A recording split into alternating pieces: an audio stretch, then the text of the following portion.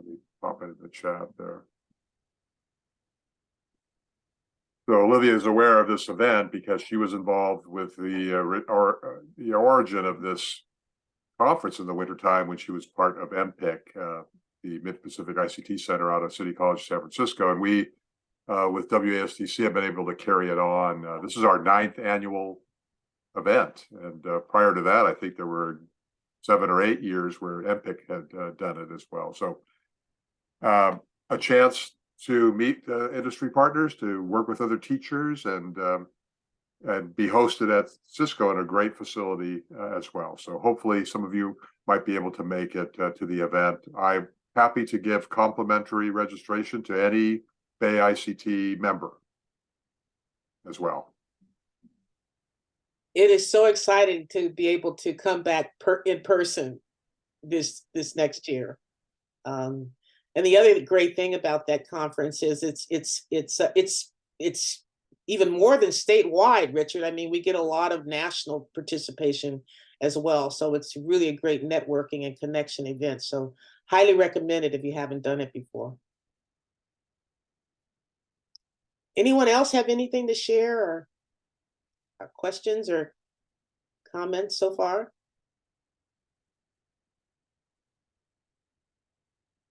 All right, well, let's move right along.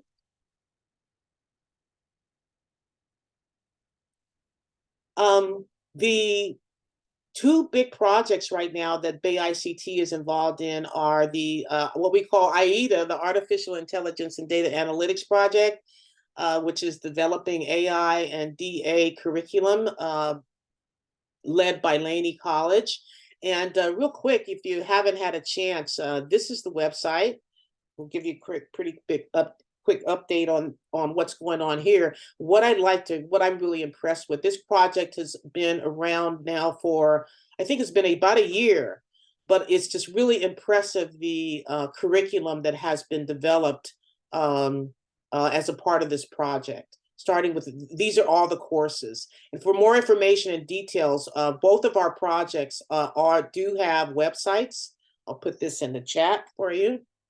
That can give you more detail about, the progress and how things are going there.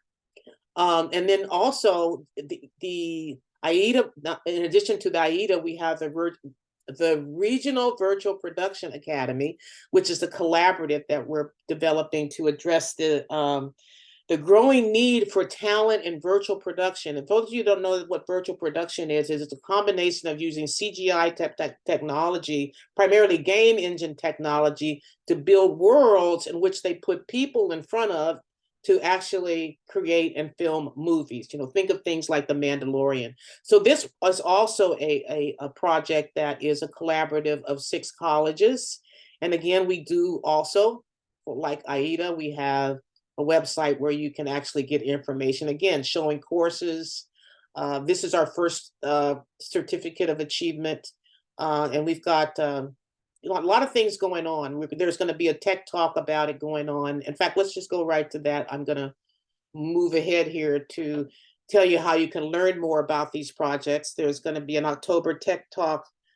Oh, I have to remember, this is Cybersecurity Awareness Month. So the October Tech Talk on the 26th is Catch a Hacker. This is actually going to be a hands-on tech talk where people are actually going to participate in a little mini lab. This is being offered by Armis, which does IoT security. So it should be pretty interesting. And then our November Tech Talk is on virtual production. The other thing that we're starting to look into to support our at least our college partners is a couple of grant opportunities. There's the Department of Labor's Strengthening Community Colleges training grants, and there are a couple of colleges that are pursuing this funding. And then we're also beginning to look for support. I don't mean support, but look for interest in the colleges where we have cybersecurity programs to respond to this proposal from Google to create a regional cybersecurity clinic. And this would be a great opportunity for our cyber students to get hands-on experience, because the clinic model, what it does is it forms teams of students after they've been trained, teams of students to go into like nonprofits and small businesses to do threat analysis, to look at their vulnerabilities, and then give them kind of a report on what they need to do to shore up their network systems and data. So these are the things. Real quick update on what's going on right now. So highly recommend you take a look at those websites I shared with you for more information about the RVPA and the AIDA project. And if you have any questions about it, feel free to get in contact with me. I would love to find out who might be interested in some of these grant opportunities and share what we're doing there. Okay. So, I kind of went out of order. Partner announcements. We've done that. Did I miss anyone that may have come in later that might want to chime in about what's going on with you? Linda? So no, I actually had a question. So what you were just talking about, I'm working with San Mateo County in regards to like a intelligence and analyst, and it kind of starts to teeter in on that cyber side of things. Is this something that might be of interest, or am I off base? Is this an idea? Is that like a piece of this? Because it sounds like you're doing an analytics, you're doing a assessment of vulnerabilities and things like that might fall a little bit under that umbrella. And I'm just wondering if I should be driving some folks that way as well. Yes, definitely. I mean, I think that sounds like there's might be two possibilities there. It sounds like there may be some interest in maybe if there is a security, again, a lot of times we really don't know, like for instance, in a county organization, where they have the particular need. I think we should probably, I would love to find out more about that and see how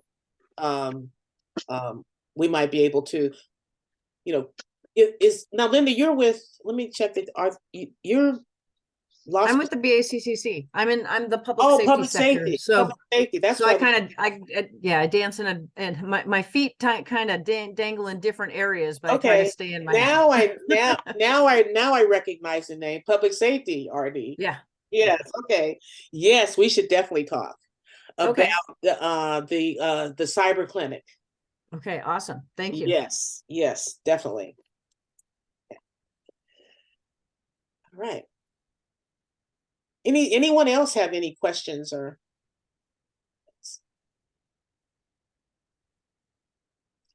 Okay. Having been working with in career education in the ICT digital media sector, it's really been interesting to me to observe how the assumption is in our programs that our students will go and work for tech companies. And the challenge has always been in making that connection is that usually the tech companies are looking for a lot more experience. They're often requiring at least a bachelor's degree. And often the roles are more in the area of research and development, where they're actually doing, software, hardware development. Where a lot of our programs in our career education are hands-on. They are the practical jobs. And there are fewer of those in the tech companies than there may be in non-tech companies.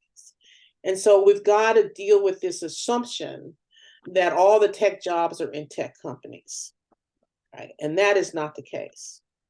Today, and more so, as technology becomes so ubiquitous, every company is a tech company. Every sector has the need for tech talent. So why haven't we been able to break into those organizations to make the connections, to find out what their needs are so that we can better tailor our programs, which is the whole intent of an advisory, right? Is to understand what's going on in the market, what are their demands, and how can we meet those demands? And so we got to expand our focus beyond tech companies and start to look at all the sectors, public, private, social, and some examples here: retail, finance, government, as Linda mentioned, San Mateo County, they all have the need for tech talent. Okay. And last time we meet, we talked about how last spring there was the big layoffs in the tech companies. And actually what happened is that and there was a report that I shared last spring, that these companies took advantage of that. They saw these tech companies laying off the people that they had hired in droves during the pandemic. And when they laid them off, a lot of them ended up outside of tech in companies like Walmart.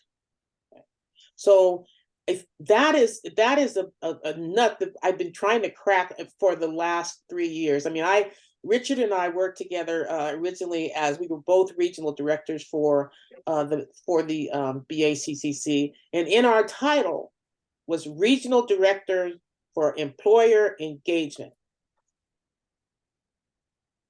And I got to say that was one of the more difficult aspects of our role. And I really, still have even though I'm not a regional director at this time, I still have a penchant for, how do we do that?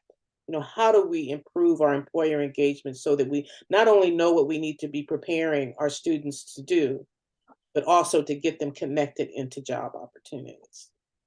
So in preparation for this meeting, I asked the Center of Excellence to do a report. And we looked at these job categories, and I asked them to find unique job postings over the last year for non-tech companies. Okay. These are just the top 25. These are all and again, the geography is the Bay Area. We're talking about the Bay Area counties that our region supports. Okay. Capital One, almost 1,000 jobs posted in these categories in the last year. For almost, over 9,700 jobs. Okay. And it's interesting here, I don't know if we have anyone from CCSF or Merit, but Lawrence Livermore National Lab has been a partner for a long time. They have worked with us in our programs, both at City College and Merit. And they have hired our interns. So has PG&E. We have developed relationships with these organizations. But what about Visa? What about Walmart? What about Wells Fargo? And look at that, the University of California, the United Health Group. Okay. So we've got to figure out what, we'll certainly would have to maybe do a deep dive to find out, of these 464 jobs at Wells Fargo, really, what are they? Are they coders? Are they security folk? Are they, looking for people to do prepare content? Are they our network and help desk positions? We can certainly do a deep dive in that, but this is an indication that, they're posting for tech jobs. Olivia, did you see the comment about were these jobs filtered for education level? No. Good question. No, they were not. Okay. So what we'll do is I have the full report and all the all the parameters that were used to pull the data. It comes from I always remember Lightcast, which used to be called Burning Glass. Burning Glass. It used to be called Burning Glass, but then now I think it's called Lightcast or something like that. But that is the source of the data. And there was when John Carice did the report, he did not put a restriction on the education requirement. But you know what, that's the other thing too I'd like to mention is that if we can, I was reading recently an article that was talking about how IBM was making a concerted effort to look at all of their job postings and really determine if a bachelor degree was required. I mean, there's a campaign going on right now called Tear the Paper Ceiling. And I think a lot of organizations are starting to, change that mindset that, that has caused a bachelor's degree to be, a filter for a lot of considerations for some of these roles, which are really not really, have shown to not be truly a necessity based on the kind of training. And I tell you, one of the things that I have learned in working with both the 4 years and the community colleges is that in a lot of how our programs come together is that our career education programs are practical, where a lot of the 4-year schools are very theoretical, and a lot of our students are better skilled for some of these jobs that actually require, more hands-on, engaged responsibilities, particularly in customer-facing types of roles. Just want to note there, the reason I've highlighted Salesforce, ServiceNow, and Workday, yes, those are tech companies, but due to the nature of their services and product, they have a lot of need for support, internal support, often customer-facing. So I kind of made the exception of sharing those 3 employers. But again, they're local and they're looking for people. Okay.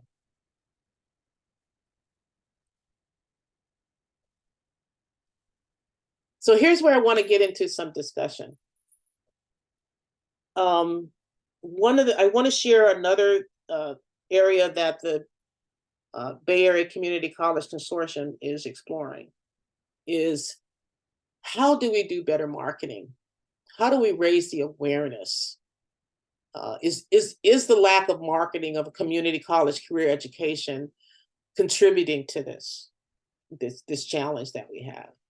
And again, these are just some thoughts I'm throwing out there, and I would like to hear more. But just real quickly, we're looking at how we raise awareness of our programs.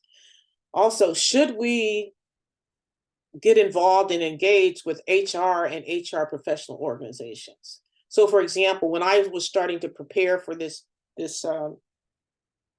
meeting, I remember that I had let my membership of the Association for Talent Development last. So I said, wait a minute. I used to get a lot of really great information about what organizations were doing really committed to DEI. And a lot of times there were some clues as to local organizations and what they were doing. Now, I was a member for different reasons then. But I'm saying, wait, that might be a really great way to begin to identify, what's going on in the region, in some of our big organizations around talent development and diversity. And I bring up diversity because one of the things I realized that I've learned is that a lot of these organizations who claim to have really be committed to diversity, equity, and inclusion, belonging, I always add belonging, don't know what a source of diverse talent that we, potential talent that come out of the Bay Area community colleges. So I think that's another area where if we can identify those organizations that really have that commitment, we could have a story to tell and come in and say, well, if you're looking for diversifying your tech support or your IT departments, come to us because we have that.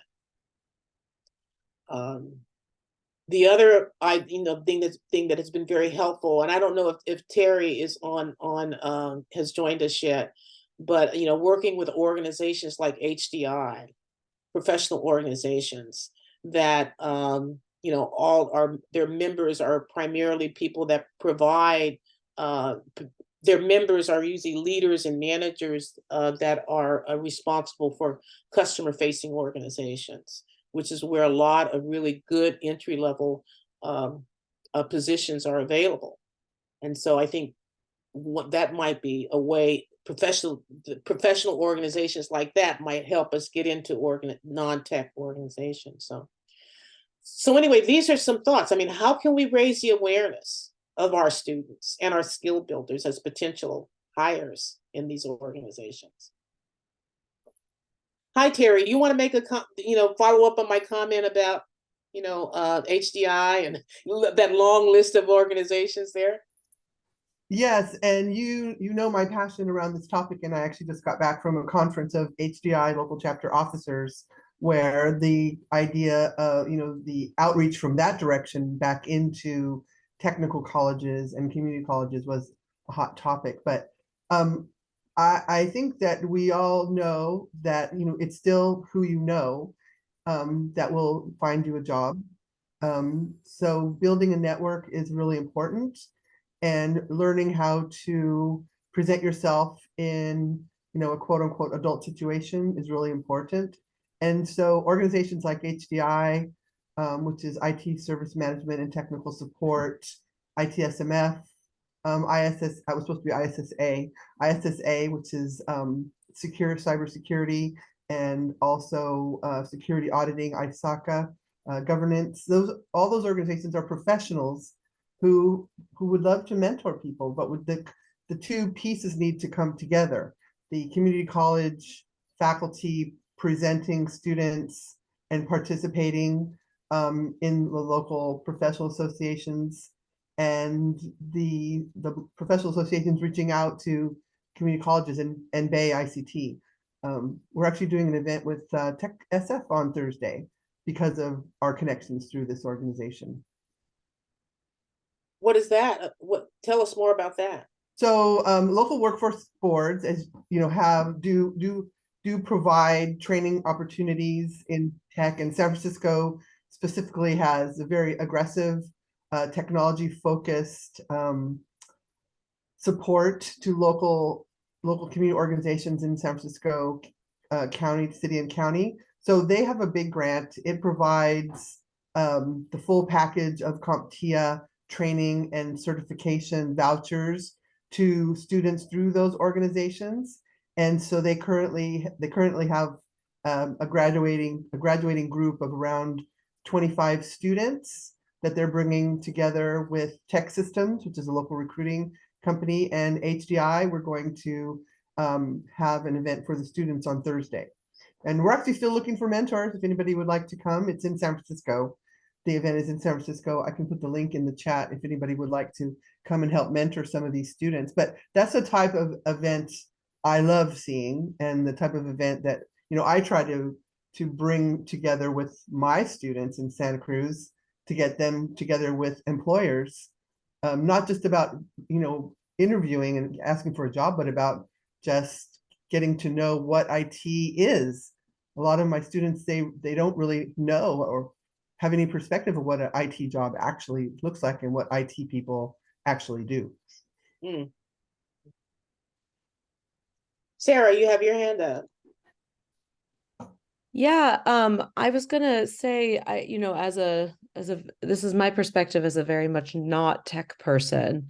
But I've talked to several faculty in these departments who have like work experience built into their programs and are considering pulling it from their certificate or degree because they have such a hard time finding places that will hire their students for internships. Yep, I agree totally. And I just think that's like there's this network of companies that you're talking about, Olivia, like the non-IT or the non-tech IT needs seems like a really valuable place where if we can get the word out, then not only do we have talented students who want to do internships, we might even have money to pay for them through LAPE or other internship funding sources.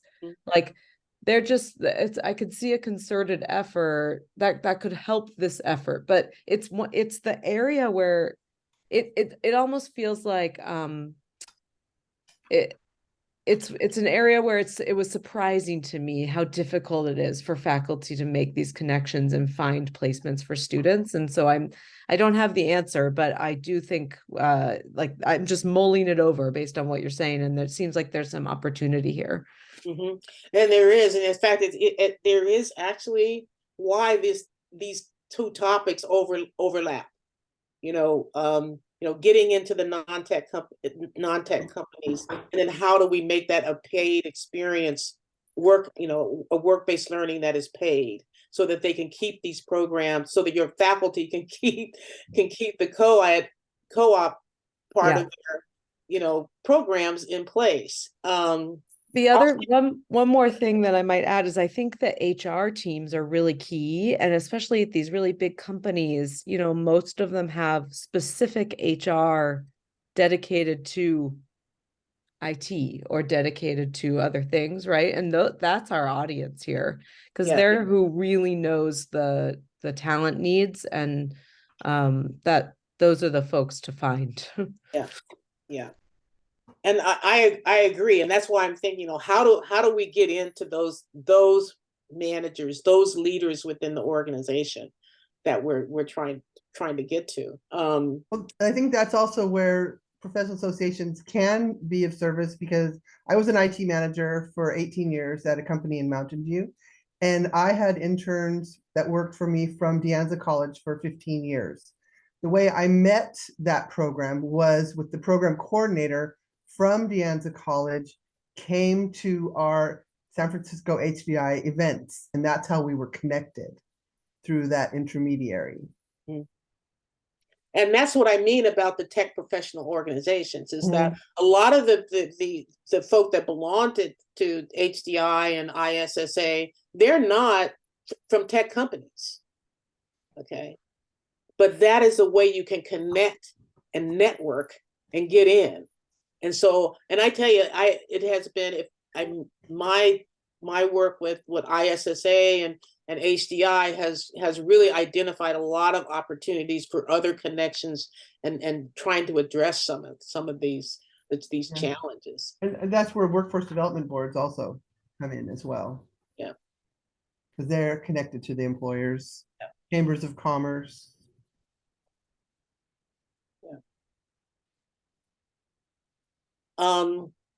I'll share a little example of maybe some possibility, and we're exploring how we can expand this regionally.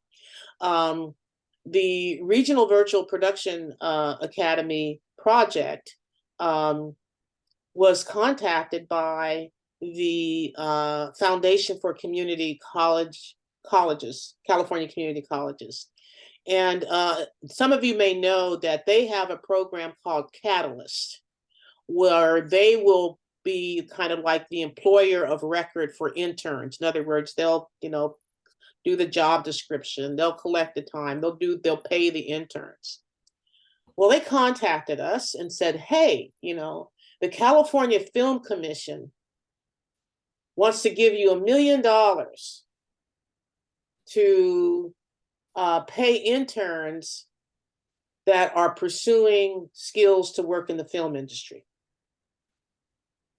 We said, wow. So one of our colleges in the consortiums entered into that whole arrangement.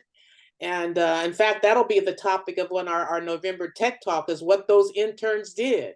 Exciting stuff. I'm not gonna, tell you, you got to come hear about it. But what we're doing is we would like to pursue how we make that a program, not just a one-off, type thing for what we're doing for our VPA. But if you have someone like the California, a film commission, there's got to be other industry organizations and maybe even employers that will say, hey, I don't want to have to manage the cost of these interns. I love your internship program, but I don't want to have to manage all of that. Whatever. I'll give you the money. I'll give you the funds. Okay. So we're pursuing that.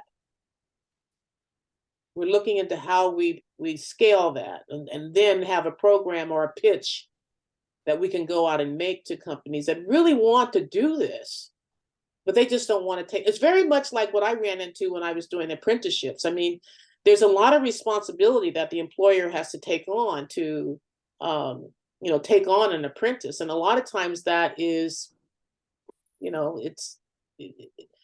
it makes it discouraging for them to want to actually get involved. So anyway, that I think that's one of the things that we should, there is this overlap here of how do we, fund getting these experience so that these companies are not feeling like they're going into territory that they don't, where they just don't want to go. They'll find a reason why they won't participate, and that might be one of them. So,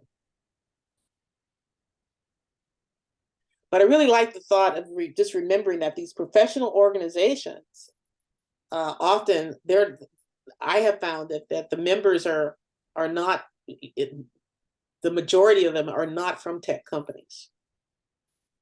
And it's a great way to network. Oh, I know the note I wanted to ask you, Terry.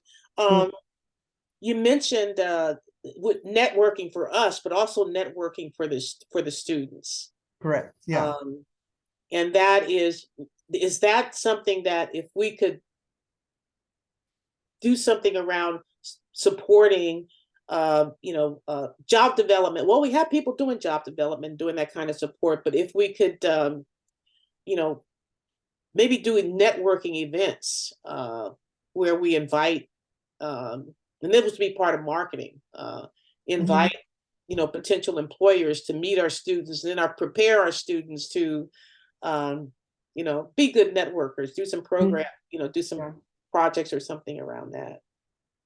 Yeah, I think for sure. I think a lot of the schools are doing that type of thing. I know we're doing some of that at Cabrillo, that Desha does those types of things, where she brings the employers in, not just for a job fair, but actually for, a meet and greet as well. And, Jimmy did that day in the life of Netflix, which was awesome. I hope he does that again. Because that type of thing is, the students that got to take advantage of that were just like ecstatic. Yeah. Have a day to spend, to do a tour like that. And I do tours for my students in Santa Cruz in the spring every year.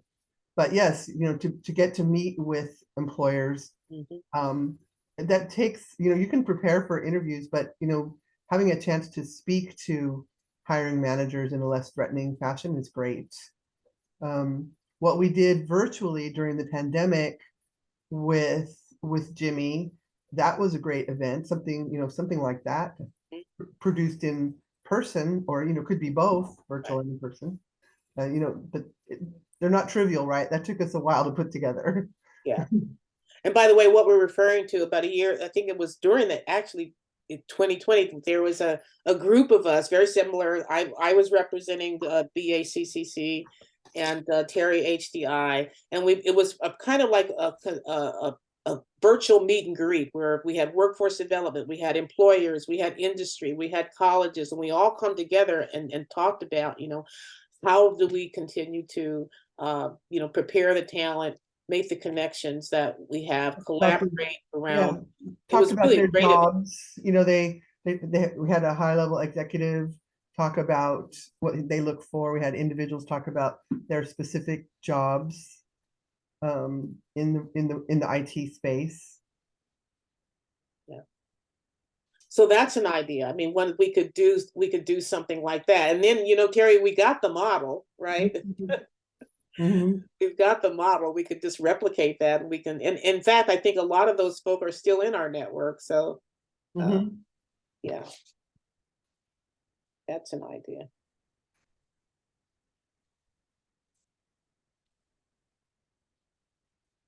Any other thoughts or comments about how we break the code here?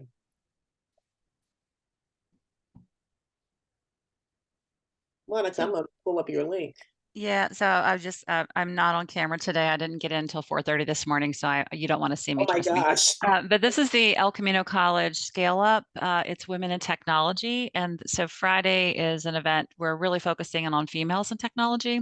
And then Saturday is they're combining it to make Saturday an intercollegiate deep racer event. So different colleges can compete against each other, and it's not just limited to institutions in California, but all over the U.S. So I'll be there, but this is one of the things where, inviting members from industry to come and actually do sessions. My sessions are going to be just that. I mean, I'm going to be talking about my pathway into tech, and that I didn't start out as a technologist, and I was an English major, and so it's okay to be a career switcher, and that there are different pathways for reskilling and upskilling, and blue collar jobs, blue collar AI is the new norm. And so with that being, highlight and talking about, how to update resume, how to, network via LinkedIn, how to work those things that typically, you can hear that from your counselors on campus, and you have resources there, but hearing that from someone who's actually gone through that process does make a difference, and it makes a bigger impact. And so inviting people from industry to do things like this are super, wonderful opportunities for you as well. And we're happy to do this. This is the part of our jobs that we love, is connecting with the students. Mhm. Excellent. I've started some, by the way, I don't know if you're with El Camino. Are you with I don't think I'm so. with Anyway, Amazon. Yeah, I'm with okay, AWS, but okay. we, El Camino College, Coda Cole is one of our advisory board members, and they are partnering with us on our Machine Learning University's Educator Enablement Program. And so that's how we were connected. So since we're connected, Myra, Roldan, and I are, Okay, are representing that's the AWS. connection. Yeah, so Okay. since, we're serving in this capacity, we're happy to, to help anything with efforts in the Bay Area as well. So if you'd That like to might be replicate something something that, like this, yeah. yeah, that might be something we need to, that Myra and you need to talk to the AIDA folk about Yeah. bringing that on. But I wanted to share that I've been in conversations with a couple of gentlemen from El Camino about virtual production. They're looking at doing an apprenticeship. So yeah, that's how small world. Yeah. Anyway, The power of networking. yes. Mhm, mhm. Any other thoughts or ideas around our marketing? I want to on the call with me today is Lauren Tabita, who has been an incredible resource for our marketing for the RVPA and the AIDA. And one of the things that we're finding is that we're not, a lot of what we're doing is new when it comes to marketing. We just haven't done that kind of or made sure that that was included in developing and promoting our programs. And so it's really, I just want to acknowledge that it's really important to have some resources, some marketing resources in your projects, and going after, going after potential employers and partners. Anyway, Lauren did the websites, both the AIDA and the RVPA websites. And we really are going to encourage or really push that, all of our projects and projects, at least supported by the region, have this kind of representation.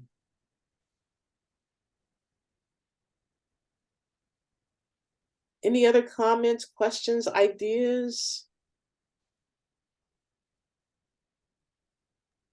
So just another thing to add, I know you talked originally about, the partnership and the opportunity with Google for the students to go in and actually, once they're trained, to go in and do that analysis and find those security breaches and those, ways to keep data secure.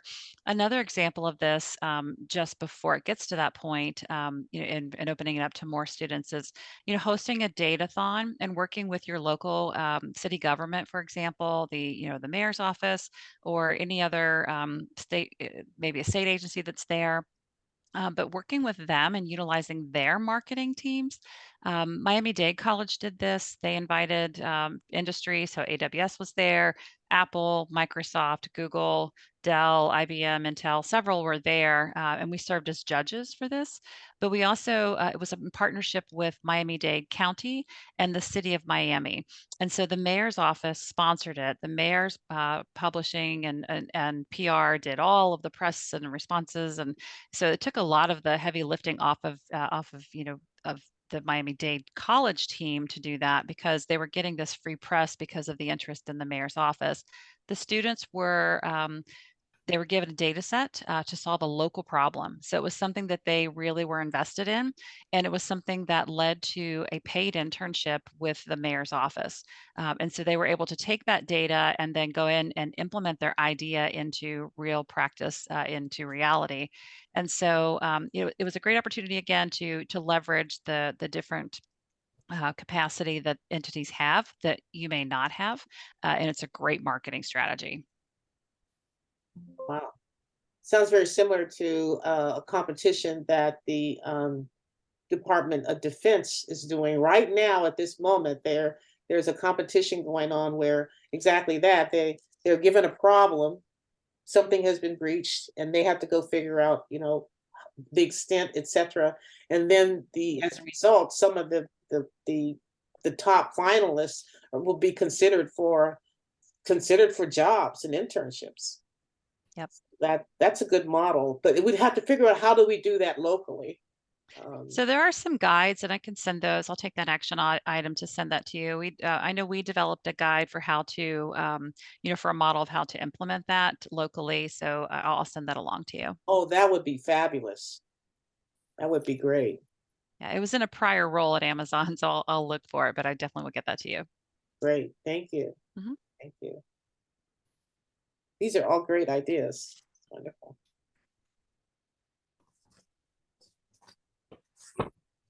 Any other thoughts before we move on to the next topic about funding work-based learning?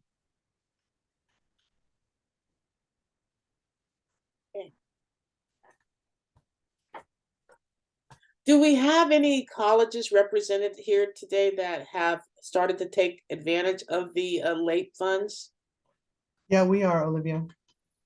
Terry. Can you share, what the experience has been, and how's it working out? It's working out great so far for us. So one of the programs that I have created at Cabrillo is called the IT Institute. And that was, we've done it for 3 years in a row. And that is a cohort-based program that is targeted towards adult learners that have not ever gone to college or didn't finish, or, underemployed, unemployed, underrepresented. So as part of that program, they all fill out a FAFSA form. So the biggest thing I think that's that I see as a challenge, and Desha could speak to this more so, we have LAPE students in other programs besides CIS, but for this particular group, they always fill out a LAPE form. And so that's sort of the foundation piece of information. So I think, if you're looking to take advantage of that, and as you are recruiting students into your program, making sure that they have a current FAFSA is an important component, because LAPE has a financial component, a financial need component. And if they check the boxes that are similar to WIOA boxes, as far as being unemployed, having children, things like that, that's a second box, but FAFSA is the first box. And then your financial aid department at your school can help you to determine, based on those pieces of information and the student's interest, of course, if they qualify. And if they qualify, then depending on if it's an on-campus or off-campus employer, there's like 3 different ones I've heard Desha talk about. You cannot use it to fund students working for a government agency. So like our county ISD, we can't use the funds for interns there. But we have interns on campus for CIS that are part of the student tech help team. We have a student at a local nonprofit that we use LAPE funds. We're using LAPE funds to fund non-technical student assistance with another local nonprofit, Your Future's Our Business, who works K through 16 to provide career events for students. So Desha's using it quite a bit. The challenge is, finding the students that fit that profile. So it's not as narrow as work study. It's similar to WIOA, but different, but that's going to give you a general idea. But it works great because it funds, last semester it funded 2 of our 5 student assistants that provide tech support for our students, because we don't provide tech support for students from campus IT. So you're saying there's a narrow qualification, and that's primarily financial? Financial is one of the considerations. So it's not based on need, but there's a formula that the financial aid office determines to see if, based upon the boxes that they check, they are eligible for X amount of money. Okay. Yeah. So it's not like it's only low income, because it's not just. Okay. But it is based on need. Okay. Terry, Yeah. can I ask a question? Oh, hey, Carrie. Hi. I'm just curious, for targeting the students, what about, like, because our undocumented students aren't filling out the FAFSA. So is late. So the dream Okay, stuff does perfect. work as well. Yeah. Okay, great. So it kind of encompasses both. Okay, Yes. great. Thank you. Great.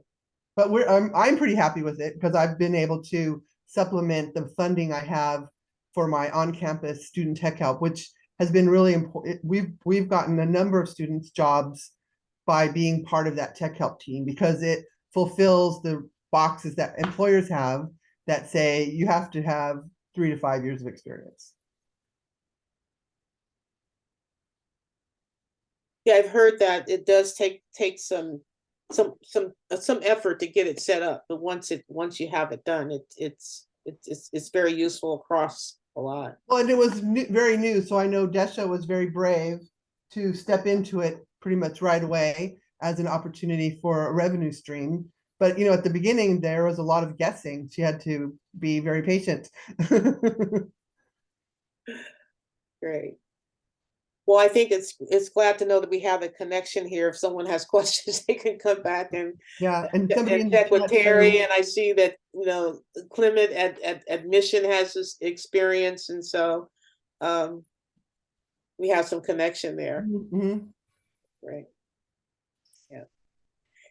And I shared with you earlier the foundation and the California Film Commission partnership, and that's a possibility. Like I said, we really want to pursue that and see if that might be a model for getting paid internships into our programs.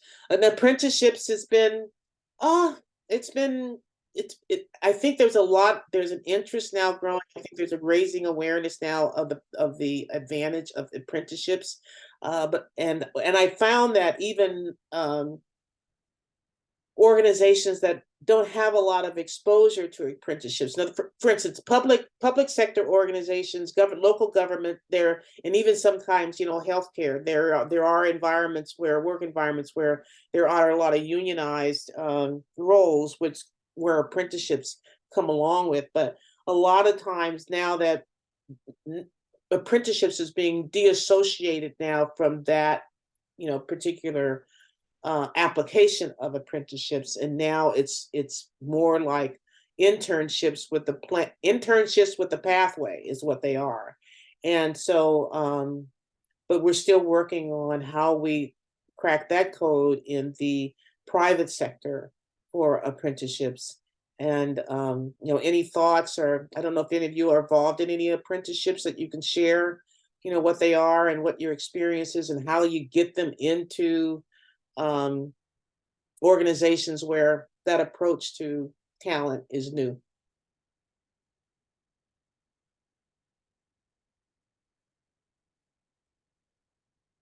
No one with that experience yet? We should have the region has a regional director that is focusing on apprenticeship, John Dunn. So I have been involved in apprenticeships, as you know. Olivia. To do them. And we currently are working through I always get it wrong, Carrie, a development grant for the CCC. Planning grant. Planning grant, thank you. I always. At the planning grant, and we'll apply for the implementation grant, Yeah, which is through the chancellor's office, not the other state of source funds for apprenticeships. so it's through the chancellor's office, and we're planning to take that same program I was talking about, the IT Institute program, and develop it to be a pre-apprenticeship that will lead to an apprenticeship. And we've been talking to intermediaries. We've decided to go with Launch, which is the program that started in Riverside and is now at the Chancellor's Foundation level. And to get those internships that we want for the IT Institute students, because they do an 11-week program. It's a short program, and then we want to use the rest of the semester to give them a micro internship, which would then, we believe, qualify as a pre-apprenticeship. So that's what we're working on. And right, Terry, you're going to do pre-apprenticeship to apprenticeship. So you have to kind of, I think, a part of the implementation grant, you have to also be registering full apprentice. Yes, at that point we will. But for the purpose of the planning grant, we just have to link to a registered apprenticeship standard. So okay. And you're linking to the one that Launch is probably connected to or something like that, or? That's our plan, yes. Yeah, okay, great. Thank you. But we did do an apprenticeship grant before. In fact, when I first started at Cabrillo, yes, I was federal. part of the $5 million grant with 5 colleges. And so we did develop our own standard, and developing a standard is not trivial. That's why, and managing the apprentices, I mean, it's challenging enough to recruit the apprentices, recruit the employers. That's the hardest part.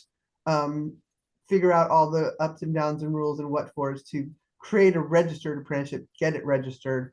And then once you have apprentices in it, you have to manage, you have governance and reporting and an oversight. So that's part of what the intermediary will do that we're working with through Launch. Yeah, and then you just need to kind of keep having that sustainable from the state, some funding to pay for that intermediary. Right. Yeah. And so like even after this 3-year grant goes away, there's my understanding, which I hope John Dunn understands more, is the source of I forget it, RSAs. It starts with an R, but right. And so that's also another RSI. thing that It's RSI. Yeah. Thank you. The intermediaries will be, it will help in that, constant source of funding situation. Yes, to sustain it, because we want sustainable programs. Yes, yes. Yeah, and the other piece comes is once you get it, again, I'm working on a couple right now. This is Linda Vaughn. And once you get them up and running, the lift, it becomes a little bit easier. I hate, not really, but it does, and to some extent. So what ends up happening is the funding is already there for the apprenticeships, as long as they're completing the apprenticeships, there's funding that comes on the back end now to help support for those intermediaries as well. Great. So, and what so they've kind of structured it differently. Yeah, and what we would hear is there's a need, and this is what the maybe third party doesn't do, is there's a need to kind of still provide supports to that apprentice to keep them completing, right? Yeah, there's oversight and governance, yes. Yeah, which is why we have to have like our career services folks involved just to further support. I mean, they'd be working with the intermediaries. I don't know exactly who does what, but there was strategies where this is likely to lead to apprentices staying a part of the program and completing it instead of dropping out a bit early, right. Right? Anyway. There's a lot of things. Yeah. So you need to kind of work through that. Yeah. But don't be afraid. Yeah, intermediaries and the program management after you get it started is real critical. Going forward with it and sustaining it. I want to be respectful of your time. This is a great conversation. I will summarize what I think were some of the actions when I send out the minutes for the meeting. And I want to thank you all for joining us and getting this conversation started. I really think it's substantiated and confirmed a lot of best practices that we're already doing. And I really think we just have to expand it and look at how we scale it into different areas, different types of organizations and different partners. So thank you all so much for joining. I really appreciate your time. And hopefully you'll stay in touch with those 2 websites that I shared with you to keep up on what's going on. Sign up for the ICT Winter Educators Conference. It is wonderful. But until then, thank you so much for your time today. Thanks, Olivia. Thanks, everybody.